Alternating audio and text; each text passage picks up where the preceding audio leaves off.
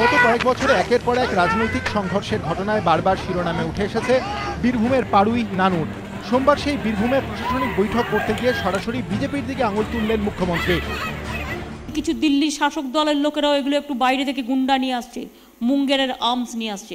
I am not going to tolerate that. BJP অবশ্য এই অভিযোগ উড়িয়ে দিয়েছে।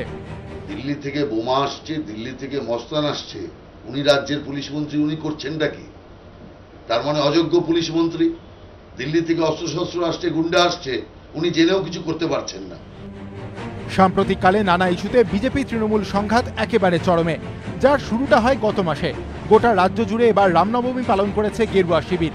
রামনবমীর মিছিলে অস্ত্র হাতে দেখা গিয়েছে বিজেপি রাজ্য সভাপতিকে। রামনবমীতে বীরভূমও দেখেছে অস্ত্র মিছিল। সিউড়ি, করিদ্ধা, দুবরাজপুর, বোলপুর, খয়রাসোলে সশস্ত্র মিছিলের ডাক দেয় হিন্দু জাগরণ মঞ্চ। মিছিলে অস্ত্র হাতে দেখা যায় শিশুদেরও। এভাবে অস্ত্র মিছিলের তীব্র সমালোচনা করে তৃণমূল। এ নিয়ে সোমবারের প্রশাসনিক বৈঠক থেকেও সুর চড়ান মমতা।